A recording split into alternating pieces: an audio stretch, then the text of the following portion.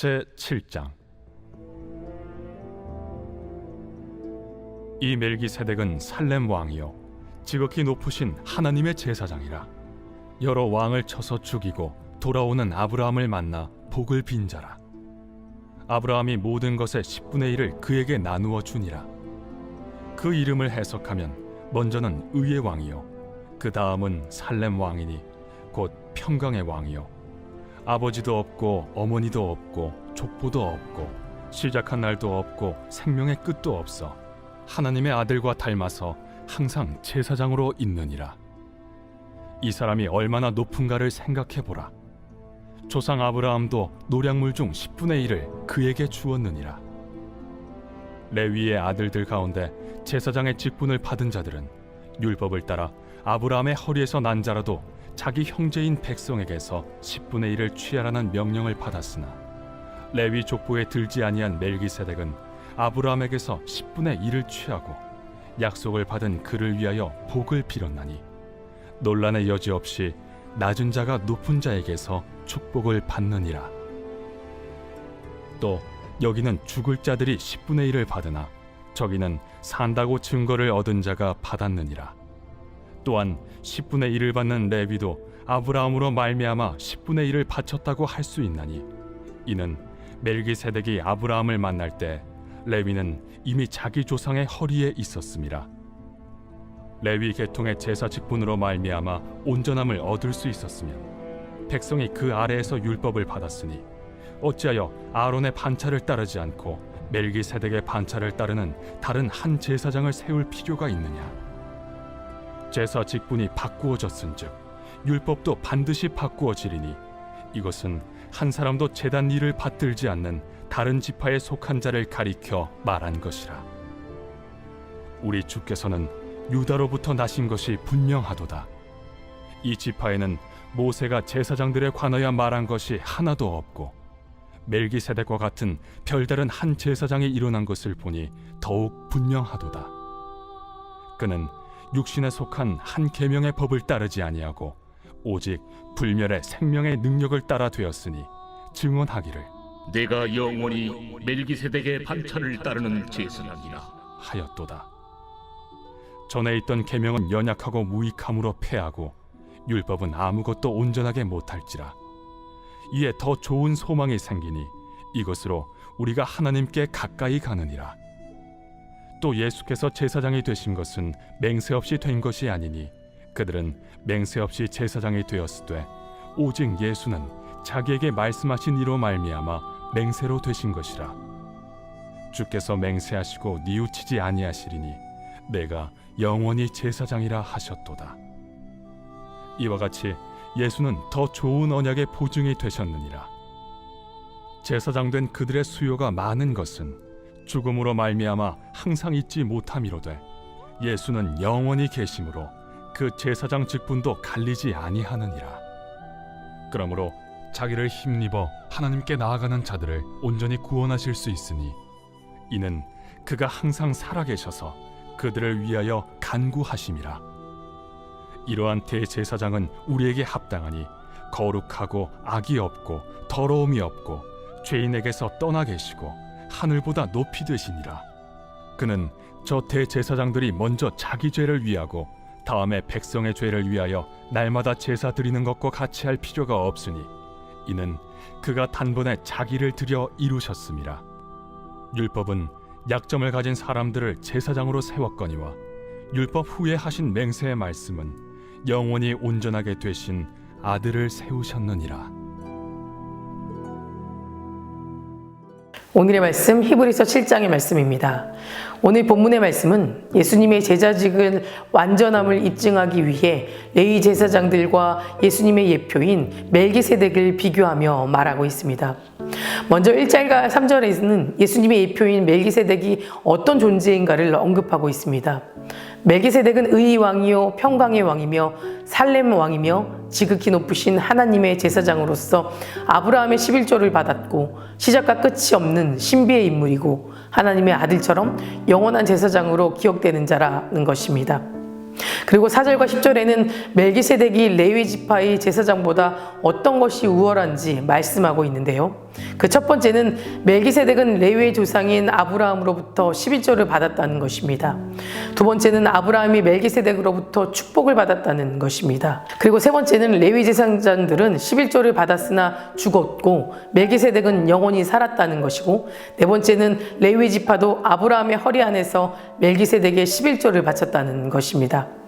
그런데 히브리 기자가 이처럼 자세하게 멜기세덱의 존재에 대하여 설명하는 이유가 무엇일까요? 그것은 멜기세덱의 반차를 쫓은 그리스도가 어떤 분인가를 소개하기 위한 것입니다.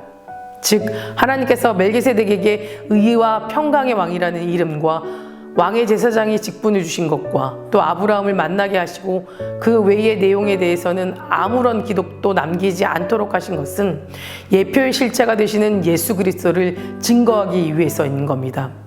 그래서 히브리 기자는 멜기세덱을 통해 예수 그리스도는 단지 제사장 직분만 행했을 뿐만이 아니라 죽을 수밖에 없었던 아론 계열의 제사장들과는 달리 스가랴의 예언대로 영원하고도 거룩한 제사장의 의와 평강의 왕이심을 강조하고 있는 것입니다.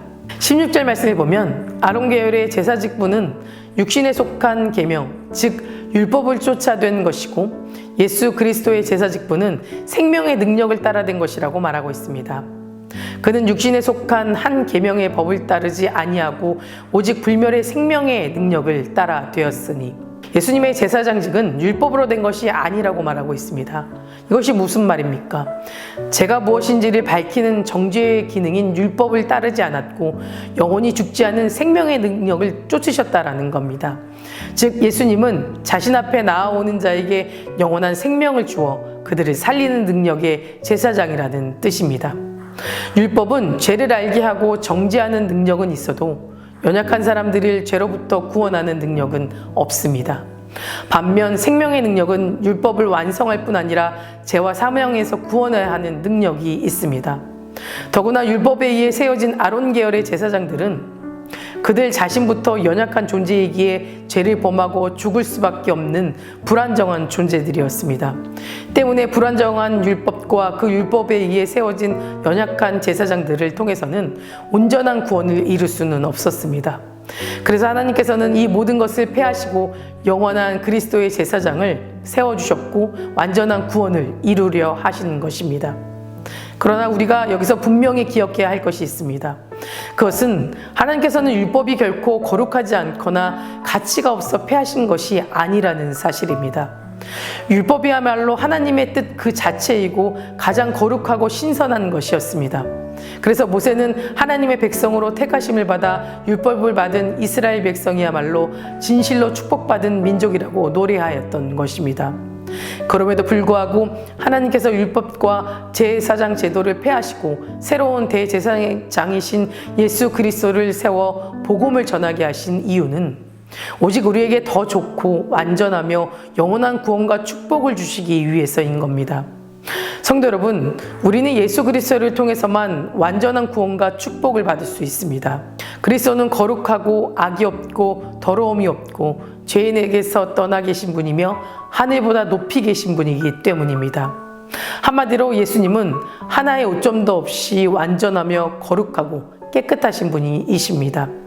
이런 완전한 대제사장이신 예수님께서 죄와 흠이 없는 자신을 희생제물로 삼아 단번에 하나님께 영원한 속죄 제사를 드렸기에 우리는 더 이상 제사를 드릴 필요가 없는 존재가 되었습니다. 27절의 말씀입니다. 이는 그가 단번에 자기를 드려 이루셨음이라. 이것은 예수 그리스도의 죽으심이 수천 년 동안 계속되어 왔던 모든 제사와 율법적 행위의 목적을 온전하게 완성시키시는 것입니다. 이런 예수님이야말로 우리를 구원하기 위해 가장 합당한 제사장이신 것입니다.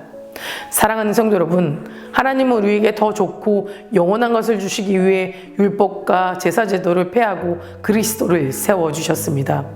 그런데도 과거 유대인뿐만 아니라 오늘날 많은 사람들도 이러한 하나님의 사랑을 외면하며 배척할 뿐만 아니라 모든 종교는 같다라는 어리석은 말을 하기도 합니다. 하지만 하나님의 사랑을 알고 느끼며 살아가는 우리들은 세상이 무엇라 하든 또 어떠한 일을 만나든 흔들림이 없이 더 좋은 소망과 더 나은 약속을 믿고 지키며 하늘의 영광과 축복을 누리며 살아가는 저와 여러분 되시기를 간절히 소망합니다.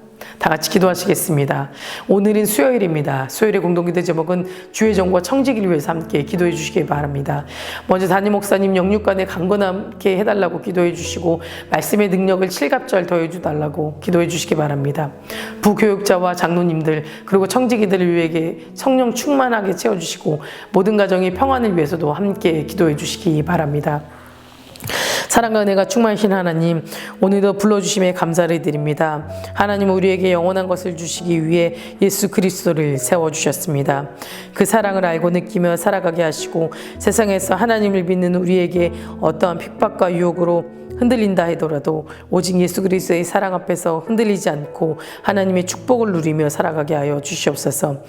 특별히 세워주신 주의 종과 청지기를 위해 기도합니다. 담임 목사님 영육간에 강건하게 하여 주시고 말씀의 능력을 더하여 주셔서 선포하시는 말씀마다 치유 회복의 역사가 일어나게 하시며 그 말씀을 통해 성도님들이 삶이 변화되고 믿음의 삶으로 살아가게 인도하여 주시옵소서. 계획하시고 준비하시는 모든 사역 가운데 하나님의 능력이 나타나게 하여 주시고 함께 동력하며 중보하는 사들을 세워 주시옵소서. 함께 사역하는 부교육자들에게도 동일한 은혜를 주시고 주신 사명 기쁨으로 감당하게 하여 주시옵소서. 장로님들과 모든 청지기들에게 성령 충만함을 주시고 헌신의 손길을 축복하여 주셔서 믿음의 가정으로 세워주시고 사랑과 평안의 가정이 되게 하여 주시옵소서. 다음 세대 아이들의 믿음을 지켜주실 줄 믿습니다. 말씀으로 자라고 기도로 성장하는 아이들 되게 하시고 세상보다 하나님을 더 사랑하며 살아가게 하여 주시옵소서.